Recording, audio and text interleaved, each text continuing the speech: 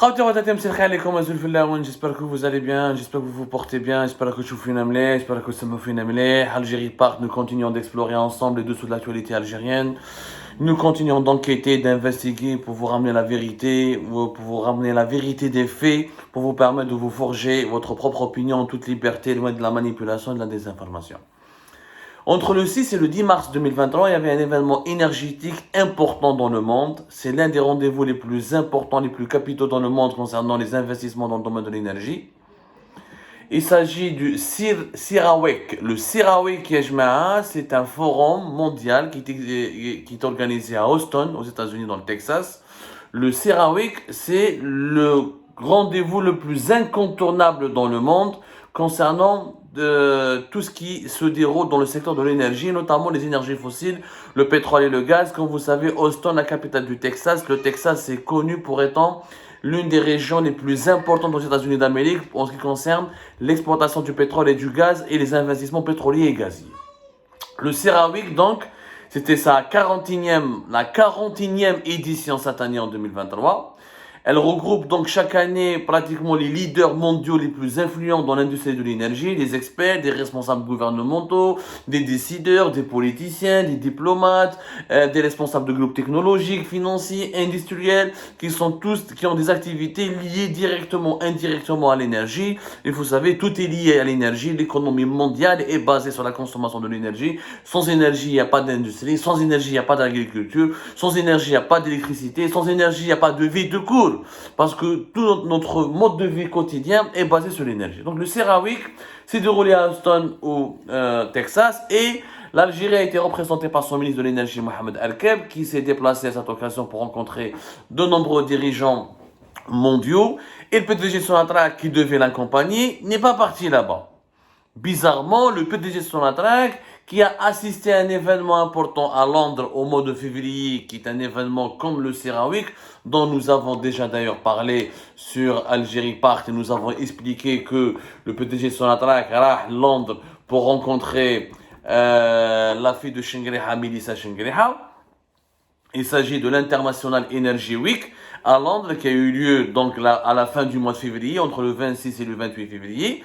Le CERAWeek est aussi important, pour ne pas dire plus important que l'International Energy Week, parce qu'il est beaucoup plus prestigieux et les États-Unis d'Amérique, premier pays producteur de gaz de schiste et de pétrole de schiste, et parmi les 3 gros producteurs de pétrole et de gaz dans le monde avec l'Arabie Saoudite et la Russie. Donc c'est un rendez-vous hyper important.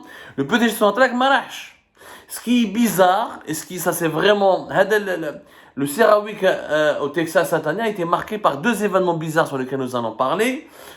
Le PDG de Sonatrach qui n'est pas parti, alors qu'il est allé jusqu'à l'aéroport international d'Alger pour prendre son avion. Et à la dernière minute, il n'est pas parti, soi-disant, il n'est pas monté dans son avion parce qu'il devait prendre un vol Air France, Alger-Paris, Paris ensuite directement Austin, qu'il ne pouvait pas prendre son avion parce que sa place, apparemment il avait payé pour une place de première classe, à bord du vol Air France a sauté, il y avait un problème de réservation de sa place au niveau de la classe première classe. En tout cas, il y avait un problème au niveau avec Air France. Donc lui, il a prétexté, le PDG de Sonatrach a prétexté ce problème de classe, de classement de sa place, le problème de billet avec Air France, et il n'a pas voulu monter, aller au Texas, à Austin. C'est quand même totalement bizarre. Je vois pas pourquoi Air France va refuser au PDG de Sonatrach de lui donner une place en première classe, ou là de l'améliorer, ou là de le mettre en première, là en business class, ou qu'est-ce qui s'est passé. Air France c'est une compagnie quand même très sérieuse, très rigoureuse. C'est un problème au niveau de la réservation des billets, ou là au niveau de l'emplacement des sièges, etc. Je crois que Air France, à Paris ou là à Alger, ont suffisamment les compétences et le savoir-faire nécessaire pour rectifier le tir et pour offrir au PDG de Sonatrach, première compagnie quand même en Afrique au niveau des hydrocarbures, une place qui lui est digne, qui est digne de son rang. D'après nos investigations, on a obtenu notre information, Il n'est pas allé le 6 mars, il n'a pas pris son avion pour aller, il n'a pas pris ce fameux vol vers Paris avec Air France pour ensuite rallier les États-Unis d'Amérique depuis Paris, parce que nous n'avons pas encore de ligne avec les États-Unis d'Amérique. L'Algérie, l'un des rares pays, l'un des rares importants pays africains à ne pas avoir de ligne directe avec les États-Unis d'Amérique, contrairement à l'Éthiopie, contrairement au Sénégal, contrairement au Rwanda, contrairement au Maroc, contrairement à l'Égypte. Donc il n'y a pas de ligne directe, ni avec New York, ni avec Washington, ni avec aucune autre ville américaine. Donc on est obligé de passer par Paris ou par Montréal pour aller aux États-Unis d'Amérique. Donc Marrakech, d'après nos informations, d'après ce que nous avons enquêté, d'après nos investigations, ça n'a strictement rien à voir avec avec les problèmes de billets d'Air France. Le PDG, c'est une raison totalement absurde, c'est une explication illogique. Le PDG de Sonatrach, Toufiq Hakkar, le fameux Toufiq Hakkar, qui une semaine auparavant était à Londres pour rencontrer Melissa Chenguereha, pour lui demander d'intervenir et d'influencer son père et de demander à son père un coup de main afin qu'il reste en poste parce qu'il craignait d'être éjecté du pouvoir parce qu'il est sur la sellette dans le cadre du remaniement ministériel du 16 mars 2023 qui a été décidé. Toufiq Hakkar est sur la sellette, d'ailleurs chaque année, il doit partir. Toufiq Hakkar est là depuis 2020.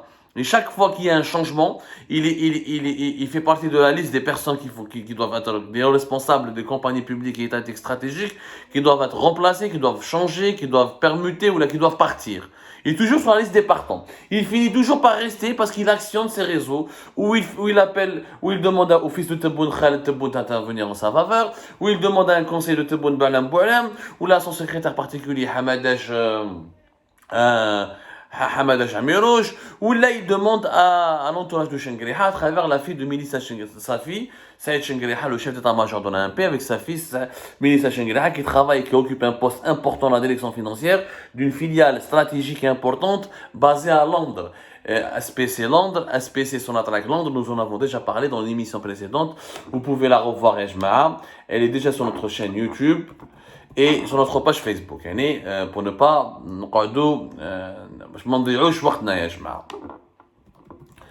alors quand est-ce qu'elle a été diffusée cette émission? C'était récemment, oh là là là là là là. Donc il n'est pas monté, selon nos informations, c'est parce que la présidence algérienne, l'émission a été diffusée le 20 mars 2023, les dessous de la rencontre secrète à Londres entre le PDG Sonatrach et la fille de M. Saïd Chenguereha. C'est la présidence de la République qui lui a donné l'ordre de ne pas aller à Houston et de ne pas exécuter cette mission et de rester en Algérie parce que la présidence de la République est en colère contre lui à la suite de ce qu'il a fait à Londres. Abdelmajid Tebboune n'a pas apprécié que Toufiq Hakkar parte à Londres pour demander l'intervention de Melissa Chenguereha pour que son père intervienne en sa faveur afin de le maintenir au pouvoir, au commande de son attaque. Comme il n'a pas aimé cet agissement, cette attitude désinvolte, cette attitude, il est clair, elle est immorale, parce que là on fait du trafic d'influence, on implique la fille du chef d'état-major un peu dans les affaires internes de son attaque et dans la gestion des affaires économiques du pays, ce qui est immoral, illégal et illicite. Donc cette attitude scandaleuse du PDG de son attaque a fini par scandaliser visiblement Abdelmajid Tebboune qui s'est énervé, qui a sanctionné le PDG de son attaque en lui demandant de rester au pays et de ne pas aller à Houston et de ne pas représenter son attaque dans ce rendez-vous stratégique de l'énergie. Donc, Mohamed Al-Kab qui est là, il devait rencontrer, comme PDG de Sonatrach n'est pas parti avec lui, donc Sonatrach a été représenté par une délégation de hauts responsables de Sonatrach, mais il n'y avait pas son PDG, donc cette anomalie est déjà intrigante et elle porte déjà préjudice aux intérêts de l'Algérie, parce que le CERAWIC c'est quand même le rendez-vous numéro 1 de tous les investisseurs dans le domaine des hydrocarbures. L'Algérie a besoin cruellement d'investissements étrangers pour mettre en service de nouveaux puits de pétrole et de nouveaux champs de gaz, pour financer éventuellement l'exploration du gaz de schiste, pour développer des industries pétrochimiques. Ça coûte des centaines et des dizaines de milliards de dollars. Il faut des investissements étrangers. L'Algérie ni Sonatrach n'ont pas les assises financières, ni le patrimoine financier nécessaire, ni les fonds. Il faut avoir des fonds colossaux pour développer une grande industrie de pétrole et de gaz. L'Algérie a encore des réserves qui sont mal exploitées, des réserves qui sont encore à découvrir, des réserves qui sont encore à explorer, et il nous faut des investissements étrangers. Donc le fait que le PDG Sonatrach m'arrache le CERAWIC de Houston, au Texas, c'est une catastrophe, c'est une erreur, et ça porte préjudice aux intérêts de l'Algérie. Du coup, les investisseurs étrangers n'ont pas d'interlocuteurs avec lesquels ils doivent discuter. Il n'est pas normal un cadre supérieur de Sonatrach, et le PDG de Sonatrach n'est pas là, parce que toutes les grandes compagnies au monde sont représentées. Donc là, Mohamed Arkab, c'est lui qui s'est chargé de rencontrer plusieurs hauts responsables des compagnies américaines. Il a rencontré par exemple le PDG de compagnie italienne Eni, Claudio Descalzi. Il a rencontré par exemple aussi la directrice générale de l'énergie à la Commission européenne, dite Jul Jorgensen. Il a rencontré des hauts responsables de certaines compagnies américaines. Il a rencontré par exemple le ministre égyptien du pétrole et des ressources minières. Il a rencontré le secrétaire à l'énergie des États-Unis d'Amérique, Jennifer Granholm, et la commissaire à l'infrastructure et à l'énergie de la Commission de l'Union africaine, Amani Abou Zaid. Il a rencontré des responsables importants. Sauf que Mohamed Arkab ne connaît pas le pétrole, n'est pas un pétrolier, n'a jamais travaillé à Sonatrach, ne connaît pas les nuances et les dessous et les enjeux réels, il ne maîtrise pas réellement ces dossiers, parce qu'il n'est pas un pétrolier, il ne vient pas du monde du pétrole et du gaz, ça on l'a expliqué 1000 fois, c'est un électricien, et il est issu de l'électricité, il est issu du monde c'est un ancien cadre de Sonalgaz, il n'a jamais travaillé pour Sonatrach. Or l'Algérie ne vit pas de l'exportation d'électricité, elle vit de l'exportation du gaz et du pétrole. Et nous avons cette anomalie, encore une autre anomalie, il n'y a que des anomalies que collectionne et que affectionne la nouvelle Algérie. Nous avons toujours dit qu'il n'est pas normal dans un pays gazier et pétrolier, le ministre de l'énergie ne soit pas issu de ce monde-là. C'est-à-dire qu'un électricien à la tête d'un pays, du ministère de l'énergie d'un pays qui est uniquement gazier et pétrolier. Depuis 2020, Mohamed Arkab, malgré cela, à chaque remaniement gouvernemental ou la ministérielle, il est maintenu. Pour la simple raison que c'est un pantin, il s'occupe juste de son algaz, Sonatrach, elle a son PDG, la présidence travaille directement avec son PDG, comme un couscous, comme un légume sur un couscous. Un simple légume sur un couscous. Mais bon, avoir un ministre qui est transparent, qui est inefficace, qui ne maîtrise pas les dossiers du pétrole et du gaz, et qui n'a pas une connaissance affûtée, même s'il a des conseillers qui le forment ou qui l'orientent, ça fait vraiment c'est une très mauvaise image pour le pays, et ça porte préjudice au pays quand tu rencontres des grands investisseurs mondiaux dans le pétrole et dans le gaz, mais ils sont pas convaincus, c'est pas crédible pour l'Algérie. Troisième problème, donc nous avons eu deux problèmes. Tawfiq Hakkar et son attitude scandaleuse à Londres, qui l'a empêché, qui a suscité la colère de la présidence et qui l'a empêché d'aller travailler, d'aller représenter dignement et de travailler correctement comme il se doit, comme l'exige sa mission de PDG de Sonatrach à Houston au Texas. Le profil inadapté, inadéquat de Mohamed Arkab. Et troisième incident, l'Isra fait Houston, Texas, et qui va comme Algérie part, on a déjà parlé, donc on a comme toutes les références, et nous avons encore une fois raison. Rappelez-vous de ce qu'Algérie Part avait écrit le 26 octobre 2022. Nous avons révélé en exclusivité que le gouvernement algérien, que le PDG de Sonatrach est en train de manœuvrer de façon illicite et mafieuse pour écarter le groupe français Total d'un important projet de pétrochimie à Erzurum à Oran pour le confier aux Italiens de Eni. Et cette révélation nous a d'ailleurs valu beaucoup de menaces, et le groupe Eni, le PDG de Sonatrach, il a incité le groupe Eni à nous menacer et à nous poursuivre en justice ici en France. Ils ont pris l'un des meilleurs cabinets d'avocats au monde pour nous intenter une action en justice ici devant les tribunaux français. Et dans ce cadre-là, nos révélations ont démontré qu'elles étaient gênantes et elles ont suscité un malaise. La preuve, entre le 6 et le 10 mars 2023, Mohamed Arkab devait rencontrer à Houston au Texas le fameux PDG de Total, juste pour rappeler, Patrick Pouyanné. Patrick Pouyanné devait rencontrer Mohamed Arkab. Et la rencontre a été organisée, elle a été convenue entre les deux parties. Le ministre de l'énergie algérien, il était prévu que Tawfiq Hakkar qui يروح لأوستن مع محمد الكاب باش يتلاقى مع باتريك بوياني pour parler de l'avenir des investissements de Total en Algérie, notamment de ce projet important, un grand complexe pétrochimique de polypropylène à Erzurum. Un investissement de 1,5 milliard de dollars qui est monté maintenant à 1,7 milliard de dollars et qui devait être opérationnel en septembre 2022, mais qui devait être lancé depuis 2018, qui devait être opérationnel depuis 2020-2021. C'est un projet qui aurait pu créer des milliers d'emplois en Algérie, qui aurait pu lancer la création d'une véritable industrie pétrochimique très importante. Pourquoi? Parce que le polypropylène, ya jama'a, c'est un intrant, une matière première importante pour différentes industries. C'est important pour l'emballage, il est utilisé pour l'emballage, il est beaucoup utilisé dans les articles de sport et les articles de mode, il est beaucoup utilisé dans les applications médicales, il est beaucoup utilisé dans les articles ménagers. On trouve du polypropylène par exemple dans la création de produits de consommation courante, qui met les tapis, les moquettes, les paillassons, les conteneurs pour micro-ondes, les assiettes, les jouets, les valises. Yani, le polypropylène, c'est franchement, on l'appelle l'acier des plastiques. C'est une matière première incontournable, même dans l'industrie automobile. L'industrie automobile, on utilise beaucoup le polypropylène pour les pare-chocs, pour les composants internes, pour les tableaux de bord, les batteries de voiture, et bien plus encore. Donc c'est vraiment un projet stratégique qui devait commencer, qui a été conclu entre 2017 et 2018 et qui devait commencer bien au moins en 2021. 2020 avait la pandémie de la Covid-19, mais en 2021 tout était réuni pour lancer définitivement le projet. Le partenariat il a été signé le 17 janvier 2019 dans une entreprise Sonatrach Total Entreprise Polymère, la STEP, pour la réalisation de ce fameux complexe on appelle ça un complexe de déshydrogénation du propane et de production de polypropylène. Donc le polypropylène, le projet n'a jamais eu lieu parce qu'Algérie Part, encore une fois, a eu raison.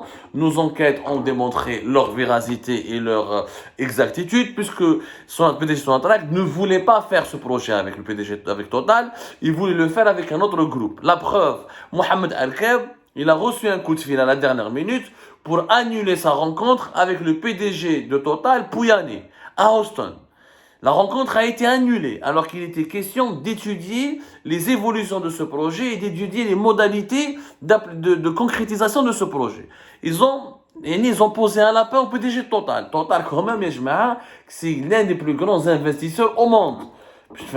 C'est parmi les 10 grands groupes d'énergie au monde. Avec des chiffres d'affaires records. Total a réalisé en 2022 281 milliards de dollars. Total est plus riche que l'Algérie. L'Algérie, toute la richesse nationale de l'Algérie, met 281 milliards de dollars. Donc c'est quand même je ne sais pas comment on peut snober et narguer un groupe aussi important.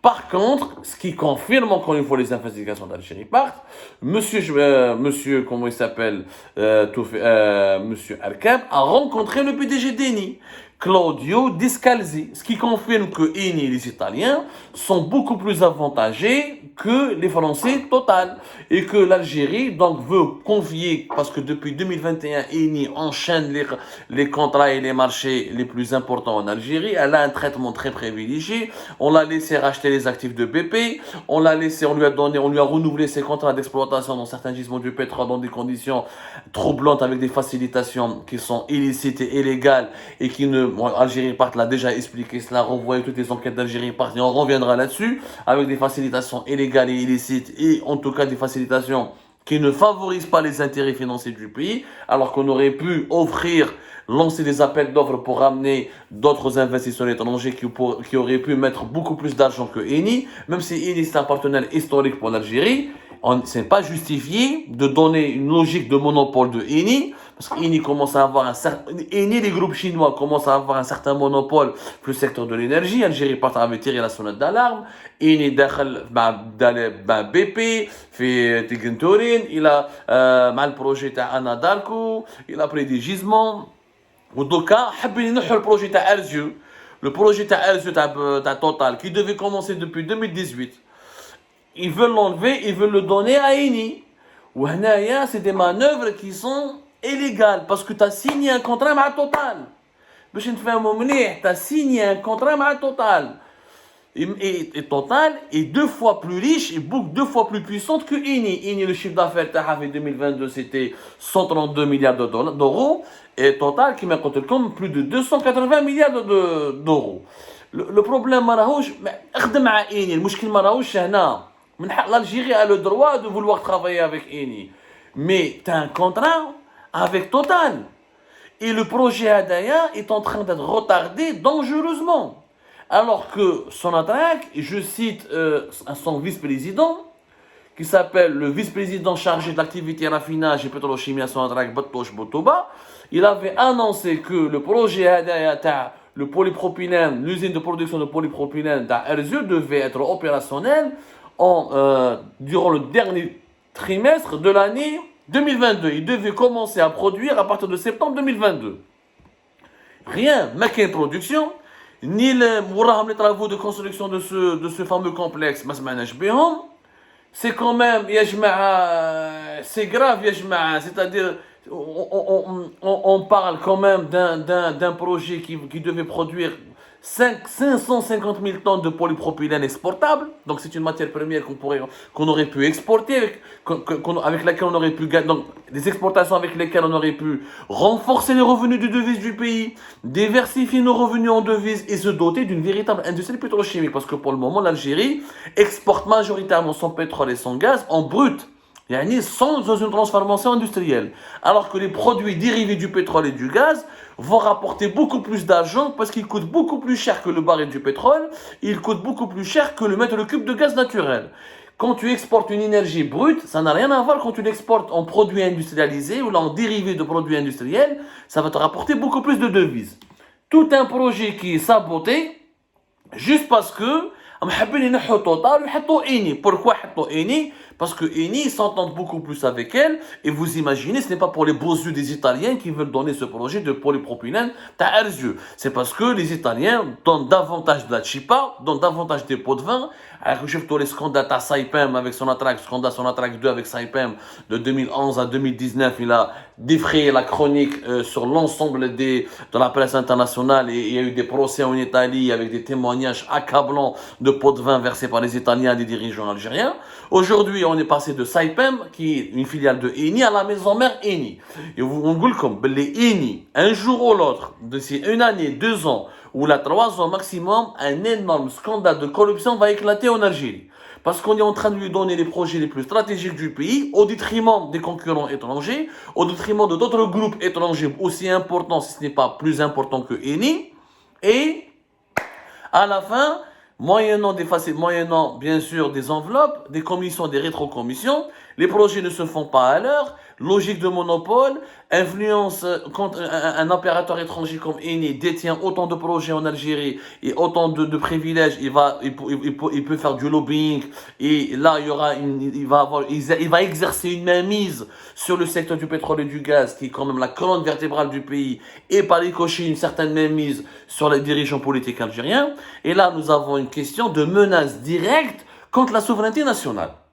Tu n'es pas souverain quand tu donnes tous tes projets stratégiques à une seule société et tu diversifies pas tes partenaires et tu prends des commissions, des commissions et tu laisses tes dirigeants de Sonatrach et des dirigeants politiques ou la militaire, tu les laisses manger dans la main des Italiens. Là, c'est franchement, on est en train de baisser le pantalon et de détruire notre économie et nos intérêts. Total, les Français, Total ne font pas mieux que Eni. Et Total est aussi impliqué, pour ne pas dire cité, dans des affaires de corruption graves à travers le monde que le groupe italien Eni. Oui, mais tu as un contrat. Tu as signé avec eux une convention 2017, 2018, 2019. Tu as négocié 2017, 2018. Tu as une convention 2019. Tu as créé une société commune. Tu t'es mis d'accord sur les modalités de ce projet. C'est un projet stratégique qui pourrait ramener des centaines de millions de dollars d'exportation de devises pour le pays. Tu appliques. Ce n'est pas crédible. Tu signes contre un Total. Ensuite, 2 ans après, tu te retournes contre Total et tu leur mets des bâtons dans les roues pour les pousser à partir, à abandonner le projet. Et Total, ils ont voulu abandonner le projet à maintes reprises. Mais les autorités françaises, la France, notamment l'Élysée, derrière eux pour ne pas lâcher ce projet parce que la France, elle tient à sauvegarder, à conserver une forte présence dans l'économie algérienne, notamment dans le secteur du pétrole et du gaz, ce qui est logique. Et l'Algérie, au lieu de... L'intérêt de l'Algérie, c'est quoi? C'est de gagner de l'argent.